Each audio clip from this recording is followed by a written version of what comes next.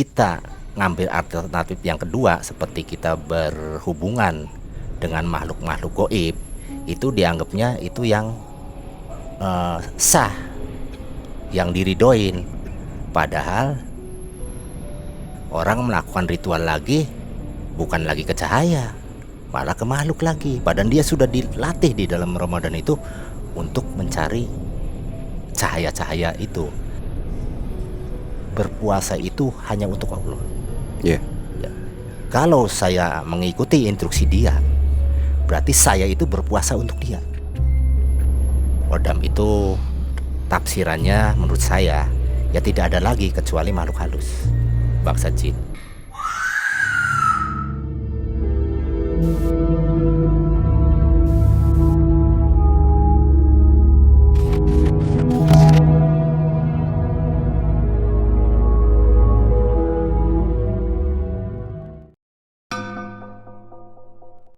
Assalamualaikum warahmatullahi wabarakatuh. Salam jumpa kembali bersama saya Ki Jampang dan Saya Kang Idod. sobat melihat malam dimanapun Anda berada. Selamat menjalankan ibadah puasa bagi yang menjalankan ibadah puasa. Kali ini Kang Idod akan mengulas sebuah fenomena dari spiritual yang jangan sampai sobat ini salah dalam langkah spiritual, karena banyak sekali hal-hal yang harus dikaji. Maka jangan sampai salah pengertian, jangan sampai di skip sehingga Anda tidak gagal fokus dalam pengulasan Kang Idod di keilmuan spiritual ini. Oke, buat sobat melihat malam, baiklah akan saya tanyakan kepada Kang Idod. Selamat malam Kang Idod. Malam. Ini kali ini kita mengupas sebuah keilmuan Kang Idod tentang permasalahan di spiritual ya. Karena banyak sekali kemungkinan besarnya ini teman-teman atau sobat yang melihat malam ini salah dalam penanganan di spiritual. Maka saya mohon ke Kang Idod untuk menjelaskan dan mengupas arti dari spiritual itu sendiri serta melakukannya dalam pelaksanaan khususnya. Silakan Kang Idod. Ya, Assalamualaikum warahmatullahi wabarakatuh. Spiritual sebetulnya tidak sederhana seperti gambaran pada umumnya. Karena apa? Spiritual itu ibarat kita akan melangkah ke suatu tempat yang gelap gulita, yang kita tidak akan tahu kemana itu arahnya. Maka diperlukanlah suatu cahaya agar kita bisa melihat dalam kegelapan itu. Itu intinya. Jadi dalam spiritual itu sebetulnya ada dua perantara. Tapi sebelum ke situ, kita akan bicarakan dulu basic-basicnya di dalam kita berspiritual. Jelas yang pertama sekali dalam spiritual itu kita harus memahami dulu tujuannya, yaitu Tuhan, ketauhidan. Tuh. Kemudian setelah itu barulah kita menyusurin lagi dari ketuhanan itu, berarti ada perantara. Perantara apa maksudnya? Seperti diturunkannya nabi-nabi itu sebagai perantara. Baik itu membenahi umat secara sosial maupun membenahi umat secara ketuhanan. Nah, itu perantaranya. Jadi kedua poin ini antara ketuhanan dan kenabian ini, disebutlah orang-orang suci ini punya wilayah masing-masing. Jadi wilayah Tuhan itu wilayahnya kemana, posisinya paling atas. Kemudian wilayah kenabian di mana posisinya. Dan kita harus menyadarin posisi kita itu sebagai umat makhluk biasa. Jadi kita punya wilayah sendiri. Jangan sampai kita menabrak ke posisi wilayah Tuhan. Jangan juga kita memasuki wilayah kenabian, karena itu bukan hak kita. Jadi itu seringkali terjadi dalam spiritual itu, baik keilmuan bermacam-macam lah, mau keilmuan kedikjayaan, mau pengasihan, mau untuk mencari barokah. Iya. Kadang-kadang dia menubruk wilayah-wilayah kenabian. Sepertinya dia sudah mencapai mukjizat, padahal itu sebetulnya hanya halusinasi dia sendiri. Nah itu, jadi di mana kita berspiritual itu menggunakan dua perantara. Pasti itu harus dua perantara. Yang pertama itu cahaya yang ada di orang-orang suci. Nah, yang satu lagi itu biasanya perantaranya makhluk-makhluk gaib. Ya, ada dua sisi nih. Ada yang terang benderang, ada yang gelap gulita. Oh, berarti itu satu pilihan Kang Idot ya? Pilihan, betul. Iya, arti kata ini yang salah satunya, yang satu ini memakai cahaya, Ya. ada juga yang pakai makhluk ya. Oke. Jadi itulah pada umumnya pemahaman itu, pada umumnya pemahaman spiritual di Indonesia, orang jarang mengamatin ke arah situ. Jadi seolah-olah bahwa kita ngambil alternatif yang kedua, seperti kita berhubungan dengan makhluk-makhluk gaib, itu dianggapnya itu yang sah, yang diridoin. Padahal kalau kita lihat dari kacamata secara fitrah manusia itu sebetulnya makhluk yang sudah sempurna. Alhamdulillahirabbil alamin. Dibandingin makhluk-makhluk yang dirujuk untuk untuk mendapatkan sesuatu dari makhluk gaib. Ibaratnya kita merendahkan harkat Diri sendiri martabat ya. diri kita sendiri. Padahal Tuhan dan seluruh makhluk itu memuliakan manusia. Amin ya rabbal Jadi alamin. tidak perlulah kita merendahkan diri dengan mengambil sesuatu yang bukan hak, bahkan derajatnya lebih rendah dari kita. Ya. Maka itulah yang pilihan kedua. Nah, sedangkan pilihan ke satu itu sebetulnya itulah yang paling aman. Jadi kalau di Islam sih disebut syafaat. Syafaatnya ya. Nah, syafaat itu turunnya dengan cahaya. Makanya saya sering beberapa kali ngupas dalam video-video lain, saya berbicara energi. Iya. Perumpamaan ya itu ya, Biar perumpamaan mudah ya. dipahami. Iya. Kalau saya bicara cahaya mungkin Agak-agak dianggapnya masih terlalu- awam ya, banyak terlalu yang tinggi awam. Iya. gitu. Itu maksudnya. Jadi mungkin di bulan Ramadan ini sudah waktunya lah kita berbenah di spiritual itu. Kita yang seharusnya itu beberapa ayat juga dalam kitab itu menginstruksikan bahwa supaya kita mencari cahaya. Amin ya rabbal alamin. Disebut nur. Iya. Ya nur yang ya kudus. Jadi nur Iya. kesucian. Jadi tidak ada satupun dalam kitab-kitab suci manapun kita perantaranya diarahkan kepada makhluk-makhluk gaib. Iya, berarti nur, cahaya ketauhidan, berarti kudus itu cahaya kesucian ya. Betul. Iya, berarti kan bulan Ramadan ini bulan yang suci. Betul. Berarti kita mencari cahaya yang suci. Nah. Benar Kang Idot. Di bulan Ramadan inilah banyak cahaya nur itu bertebaran. Di mana kita spiritual yang benar dengan tujuan benar, insya Allah cahaya itu akan memasuki relung hati kita. Nah, disitulah cahaya-cahaya itu di dalam isinya itu banyak manfaat. Ada kerezekian di situ, Iya. ya, ada kesehatan, kemudian ada keselamatan. Jadi perantara yang Tuhan sampaikan ke kita itu melalui cahaya sebetulnya. Amin perantaranya. ya Allah. Berarti nggak beda jauh, banyak pada bulan Ramadan ini itu kebiasaan bagi umat muslim khususnya itu kan menanti sebuah waktu, yaitu malam Lailatul Qadar. Betul, ya. Itu kan sebuah cahaya kesucian Kang Idot ya. Ya, cahaya kesucian yang Iya. turun di malam hari ya. Betul. Itu.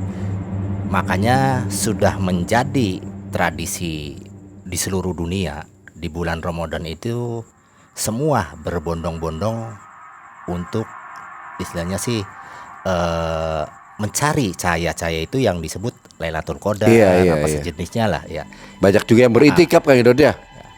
Yang anehnya setelah kemudian bulan Ramadan itu selesai, orang melakukan ritual lagi, bukan lagi ke cahaya, malah ke makhluk lagi. Padahal dia sudah dilatih di dalam Ramadan itu untuk mencari cahaya-cahaya itu.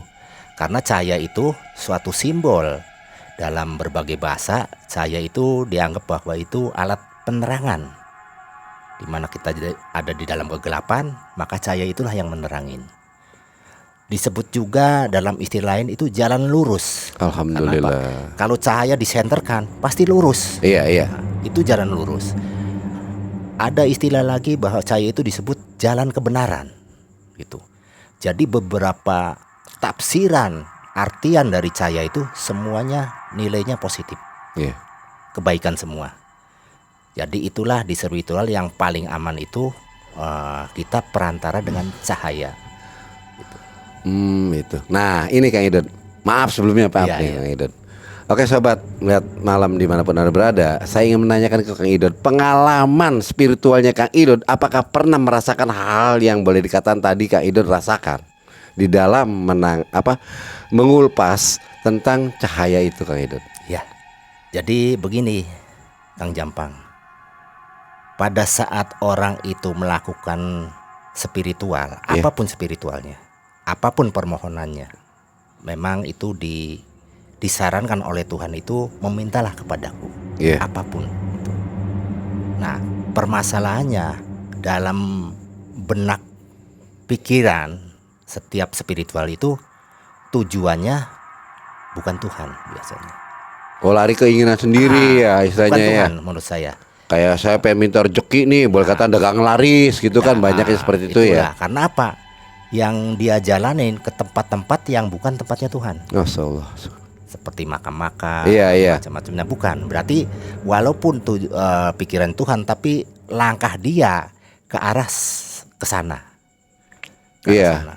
Jadi apapun yang dia baca, apapun yang dia rapalkan, walaupun itu tercantum dalam kitab-kitab, dalam surat-surat Al-Quran, apa kitab-kitab lain, karena tujuan itu sudah keluar dari alur, dari vertikal, dia ke horizontal, maka jelas hadirlah sisi-sisi yang menawarkan. Berarti masuk di dalam alam nar ya? Betul itu. Nah, tadi bertanya mengenai perjalanan saya ya. Iya, gitu.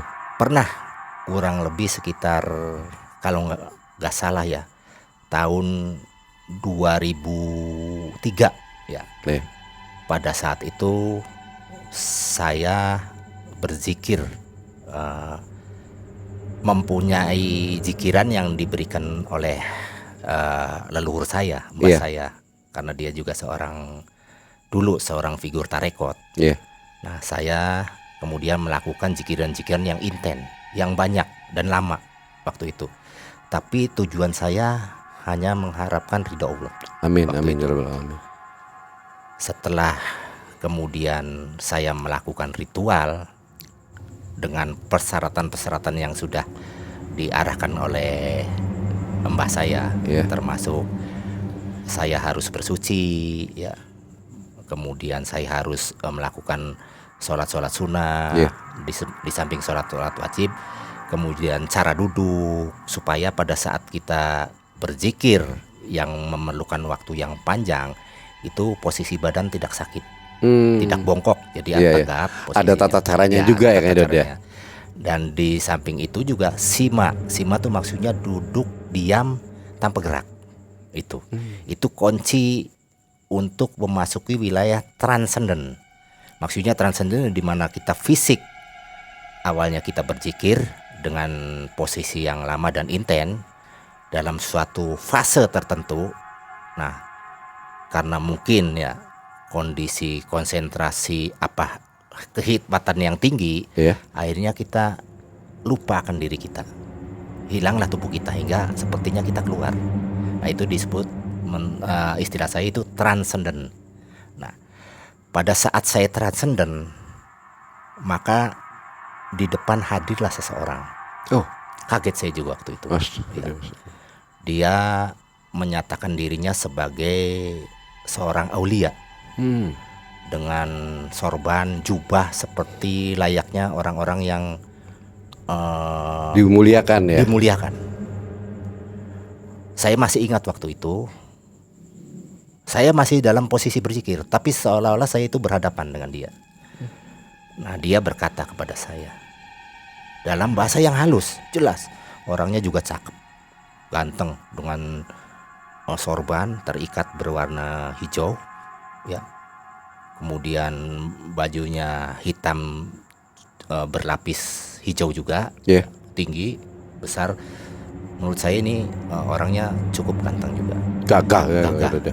Kemudian dia memberikan informasi kepada saya waktu itu agar saya melakukan instruksi-instruksi yang dia katakan. Ya.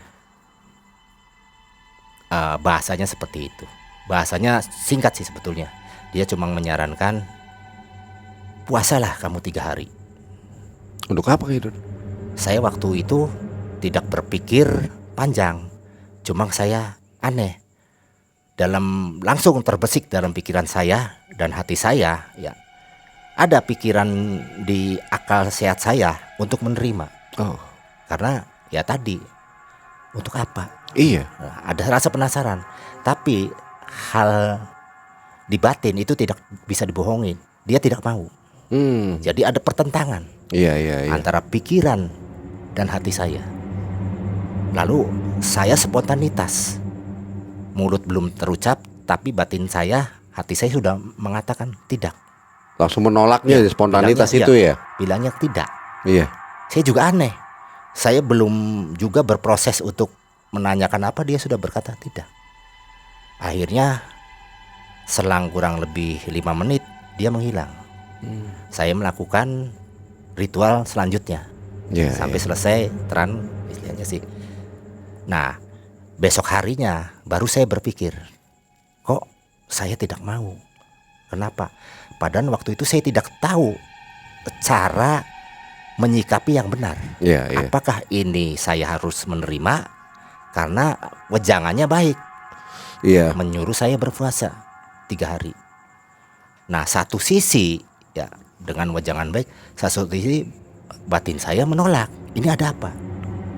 Kemudian ada timbul pertentangan antara akal dan batin. Setelah besok harinya ya, akhirnya saya coba buka kitab-kitab suci maupun referensi dari hadis-hadis atau Iya. kitab-kitab rujukan lainnya. Ternyata betul bahwa berpuasa itu hanya untuk Allah. Iya. Ya. Kalau saya mengikuti instruksi dia, berarti saya itu berpuasa untuk dia. Itu baru saya ketemu kuncinya. Berarti sama aja kalau itu sih kita menuhankan dia gitu ya. Bisa hampir seperti itu. Jisim bentuknya. Iya. Nah, kemudian karena saya memang senang waktu itu, karena spiritual yang sudah melekat itu memberikan rasa nyaman, rasa ketenangan yang luar biasa. Alhamdulillah. Jadi besok harinya saya melakukan lagi. Berarti kalau gitu tuh kayak orang gimana ya? Kalau nggak melakukan tuh rugi gitu rasanya ya Kak Idot ya. Ibarat dahaga, haus. Iya. Haus. Sebuah kebutuhan berarti. Untuk kebutuhan. Besoknya saya melakukan lagi, ya sama, mulainya sekitar jam 11 malam, kemudian bergerak waktu di mana kemudian saya sudah hampir 2 jam melakukan zikir-zikir dengan posisi-posisi yang seperti hari pertama. Iya.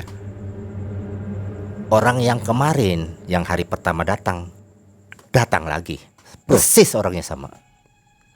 Saya kaget, kok ini orang ini datang lagi, siapa?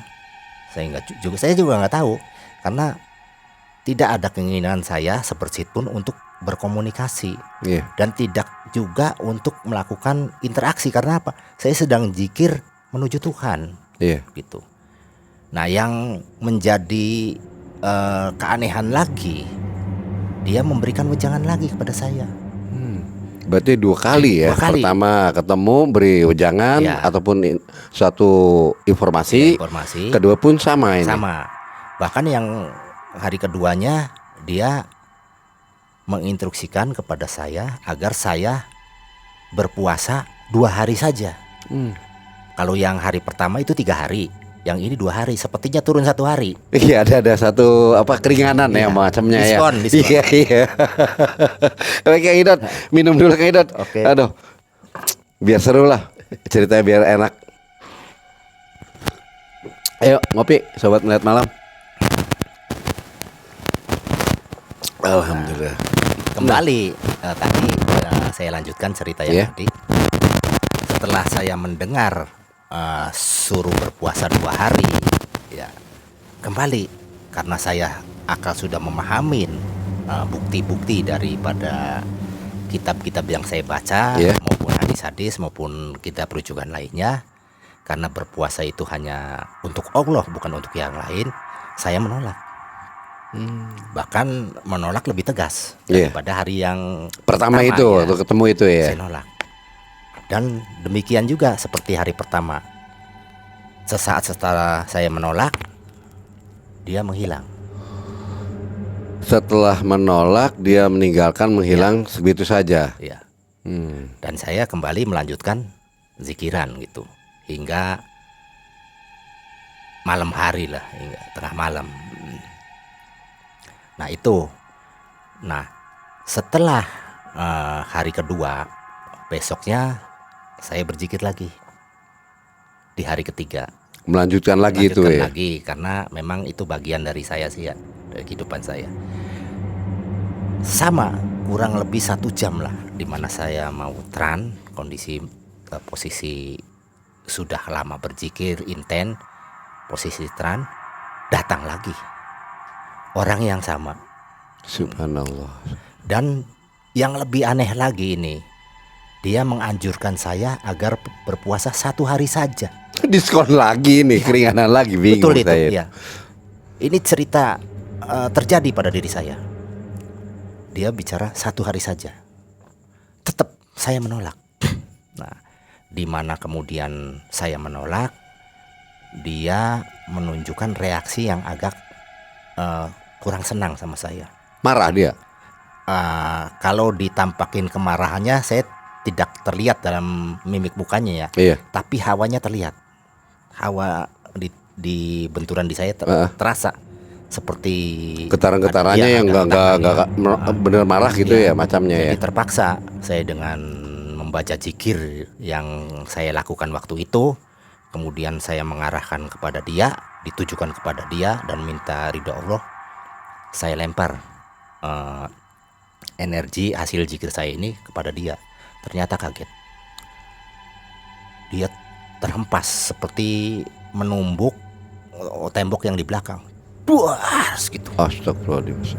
Saya pikir alhamdulillah, kalau ini memang orang suci, apa orang-orang yang diridhoin Allah tidak mungkin terkena hempasan energi saya. Iya, iya. Apalah kedudukan energi saya dengan orang-orang suci, tidak ada apa-apanya. Iya. Ternyata ini sejenis makhluk halus.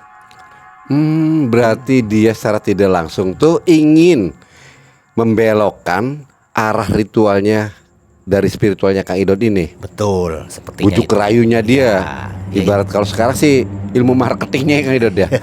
Untuk membujuk supaya dia tuh gimana nih? Supaya tertarik. jadi itu yang disebut bahwa di spiritual itu gelap. Hmm.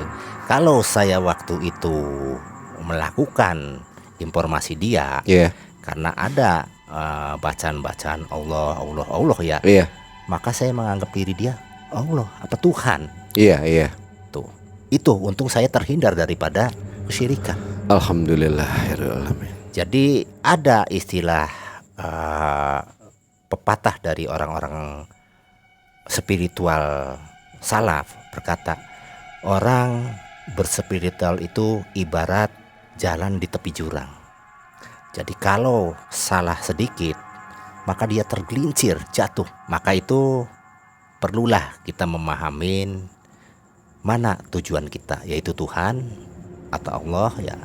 Kemudian perantaranya siapa? Iya. Orang-orang yang diutus Allah. Dan itulah. Nah kalau kita tidak memahamin, kemudian main tabrak-tabrak aja, maka terjadilah persekutuan. Iya, berarti kesalahan yang tanpa disengaja oleh dirinya, tapi dia terjebak dalam spiritual tersebut Nah, ya. sepertinya kan ringan ya. Iya. Hanya alah, apa sih puasa? cuma mendengarkan, tapi itu di nilai-nilai spiritual, di akidah bukan ringan lagi, itu berat sekali. Karena pertama menuhankan seseorang dengan Iya, iya. pikiran Tuhan, ya Allah, hadir dia, kemudian kita menerima pendapat dia, maka Tuhanlah dia. Musyrik berarti nantinya. Berat sekali. Masya Allah. Itu tidak seimbang dengan hasil harapan yang kita inginkan. Iya, iya. Tidak seimbang. Dijuallah nilai-nilai akidah kita. Itu. Nah, itulah di spiritual. Jadi yang saya lakukan pada saat itu, saya hanya mengharapkan cahaya Ridho Allah ya. ridha Allah dengan syafaat. Dan satu sisi ada fenomena penampakan, yaitu makhluk gaib. Iya, iya. Nah, makanya saya sebut perantaranya ada dua. Satu dengan cahaya ridha Allah, satu dengan makhluk gaib. Nah, saya sudah dihadapkan kedua sisi ini waktu itu. Oh, saat pilihan itu ya. Pilihan. Saat pilihan untuk diambil langkah. Jadi pada saat itu saya memang tidak paham, tapi dengan keriduan, keikhlasan saya untuk ibadah semata-mata kepada Allah, itu memelihara. Alhamdulillah. Apalagi ditambah paham. Iya. Nah, setelah sekian masa berikutnya, alhamdulillah saya mempelajarin bahwa cahaya itu memang yang diisyaratkan oleh Allah Subhanahu wa taala. Amin ya rabbal alamin. Jadi tidak ada satupun dalam dalil-dalil kitab maupun hadis yang menginstruksikan supaya kita berteman dengan jin. Bahkan di surat An-Nas kan, hati-hatilah terhadap bangsa jin Iya. dan manusia. Allah sudah menginformasikan, Memberi peringatan. Kok malah memaksakan diri dengan ini suruh hati-hati, malah ini bekerja. Berkati. Nah, itu yang menjadi suatu keanehan. Iya. Berarti segi pemahamannya ini yang salah kaprah nih kalau gini nih. Makanya itulah di spiritual itu yang pertama itu harus paham. Iya. Jadi tidak bisa kita kemudian ada rapalan, ada ayat kemudian dibaca inten-inten, kita tidak paham. Jadi kita tidak tahu tujuan. Rumit nanti di sananya. Terlalu gelap alam sana. Nah, itu yang bisa saya informasikan supaya permasalahan di spiritual keilmuan itu jelas. Ada yang menggunakan perantara makhluk gaib, Yeah. ada yang menggunakan perantara cahaya. Bahkan di antara teman-teman saya sendiri sekitarnya, Iya. bahkan banyak dia menyatakan pembenaran mengenai kodam, mengenai berhubungan dengan makhluk halus ini dibolehkan. Loh. Ya, dengan bermacam-macam argumen. Tapi dalil tidak ada argumen dia untuk pembenaran, karena dia sudah kadung mendalamin itu. Bahkan ada juga teman menyatakan pada saya, Kang Idon, kalau kodam saya kan jinnya jin muslim, jin Islam. Iya. Banyak kayak gitu, banyak. Banyak sekali. Iya, teman-teman saya juga seperti itu bilang. Bahkan guru-guru saya juga gitu, bukan jin kafir, jin muslim. Betul kata saya itu. Apapun jinnya, mau kafir, mau muslim ya. Kalau kamu menyadarin dalam kehidupan kamu sendiri, dalam kehidupan manusia, kan banyak orang-orang muslim, teman-teman kamu. Orang muslim aja banyak yang menipu. Iya, banyak tipu dayanya dia. Banyak melakukan tipu daya, kejahatan orang muslim, apalagi jin. Jadi tidak menjamin. Iya. Tidak menjamin, karena faktor makhluk itu tidak mutlak. Bisa jadi sekarang dia baik, Ujung-ujungnya jahat. iya. Nah, tidak mutlak, karena banyak godaan di setiap pergerakan kita, di setiap langkah itu banyak sekali godaan. Dia selalu ngintai terus Ya. bahkan ya. Tuh. Tapi kalau cahaya sudah ketetapan, istilahnya sih, kalau bilang cahaya secara umum, cahaya lampu menerangi yang gelap. Iya. Cahaya matahari menjadi sumber kehidupan, menerangi alam semesta, memberikan kehidupan bagi pohon-pohon, bagi manusia, Iya. menyuburkan tanah, dan itu dan semuanya lah Itu Iya, banyak kandungan yang kandungannya terdalamnya ya. bermanfaat. Apalagi cahaya-cahaya inti Iya. dari sumber cahaya.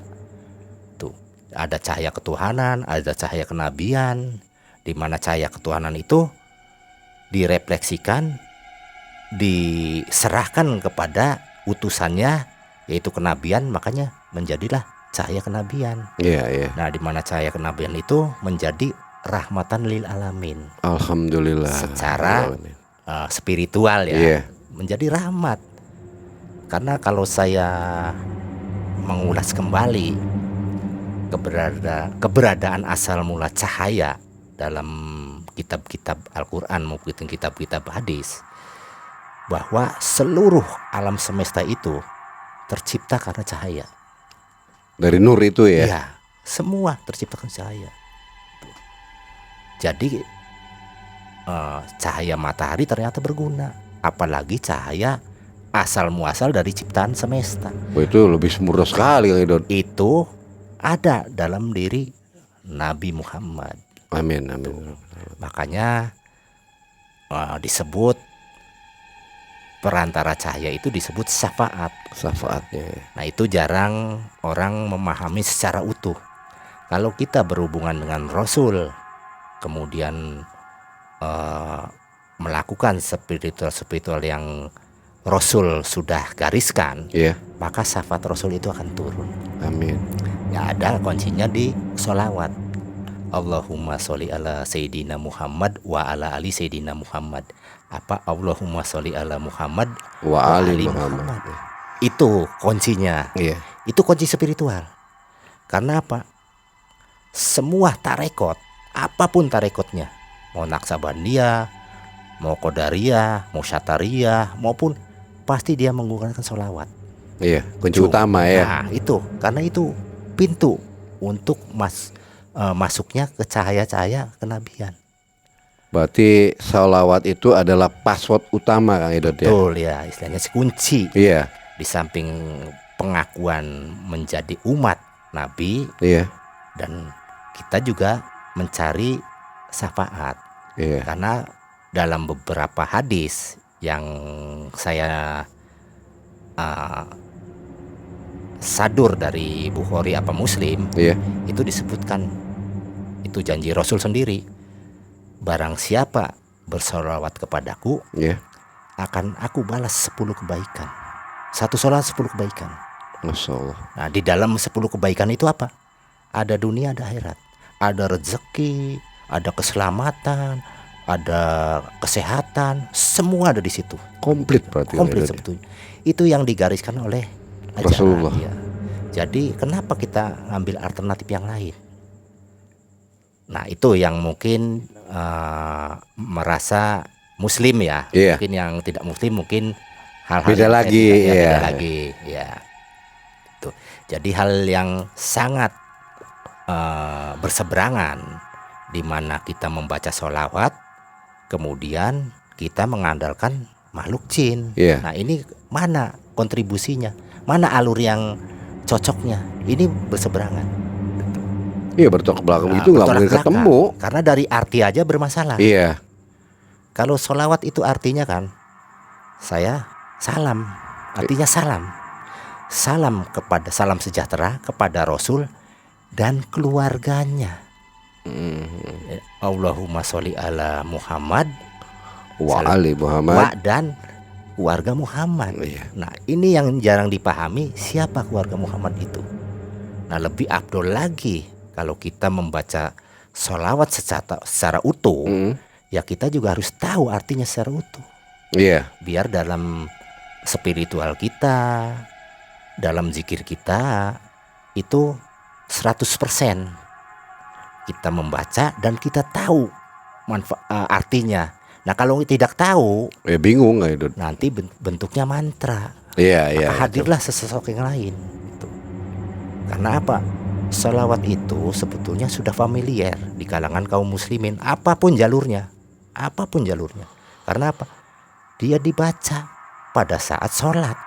Iya, kunci sahnya sholat juga itu dari sholawat Pada saat tersebut. sholat, di akhir sholat, di tahiyat kan dibaca lagi. Bahkan dia lebih lengkap. Ada sholat Nabi Muhammad ada sholat Ibrahim. Iya. Nah itu kan benang lurus cahaya. Dari Ibrahim turunlah anak-anaknya sampai ke Nabi Muhammad. Iya, Dari iya. Nabi Muhammad itu wa ali, keluarga. Dan Muhammad. keluarganya, ya. Ada keluarga Ibrahim, kenabian, ada keluarga Muhammad. Nah, umumnya kita orang Muslim yang dimana itu nabinya Muhammad dan mengharapkan cahaya-cahaya dari kenabian, umumnya nih ya, orang memahamin siapa itu keluarga Ibrahim. Iya. Tahu semua. Ibrahim sampai ujung-ujungnya Nabi Muhammad kan. Iya. Dari jalur Dimana kemudian kita menjadi umat Nabi, kita tidak tahu siapa keluarga Nabi yang ada dalam ayat tuh, yang ada dalam bacaan di sholat. Iya. Tuh. Jadi yang dikukuhkan oleh Allah, dilekatkan siapa? Tidak semua juriyah Nabi itu ada di situ. Iya, hanya beberapa istilahnya yang disucikan oleh Allah. Ya, makanya disitulah sebagai sumber cahaya dari spiritual. Jadi kalau kita spiritual, tahu artinya, insya Allah dijawab oleh Rasul. Dengan Amin, janji amin. Rasul sendiri, satu sholawat itu 10 kebaikan. Tapi Iya. dengan syarat paham gitu. Jadi kalau orang baca terus sholawat, dia tidak paham, kemudian tidak ada ijabah dari Rasul, bukan sholawatnya yang salah, tapi orang memahaminya yang salah. Pemahamannya ya. Betul, itu menjadi suatu fenomena yang ada di kalangan spiritual, khususnya di Indonesia. Ya, jadi untuk teman-teman melihat malam di malam puasa Ramadan itu, gunakanlah waktu-waktu di malam hari setelah sholat sunnah, lakukanlah zikir-zikir sholawat ya semampu mungkin dengan pemahaman yang benar, dengan pemahaman yang ada dalam teks hadis. Jadi jangan pemahaman sendiri. Iya, iya. Literaturnya udah jelas gitu ya, secara Sekarang, literatur ya. Sekarang kan sudah era keterbukaan ya. Iya. Susah-susah kita buka Mbak Google lah. Iya, benar. Ragu di Mbak Bukan Google. Mbak Dukun loh ya. Ragu di Mbak Google. Iya. Cari kitabnya. Iya, Akurin mana yang betul. Apakah perkataan saya salah? Monggo saya minta maaf, tapi saya udah hasil Pengkajian ya, kitab itu. pengkajian. Hampir lama lah saya sebelum masuk spiritual, saya bongkar-bongkar kitab-kitab spiritual tuh cukup lama, 4 tahun. Baru Cukup saya lama sekali. masuk ya. Sebelum itu saya nggak berani. Ini apa artinya? Iya. Saya tidak berani. Jadi memahami dulu ya, setelah paham betul-betul yakin, hakul yakin udah paham, baru melangkah. Betul ya. Ya, berarti kuncinya pemahaman ini Kang Idon. Betul. Memang ada istilah yang umum sekarang, itu khodam. Khodam itu tafsirannya menurut saya ya tidak ada lagi kecuali makhluk halus, bangsa jin. Jadi tidak ada bentuk-bentuk yang lain. Tafsirannya cuma itu. Hal yang mustahil kalau khodam itu disebut malaikat, mustahil. Iya.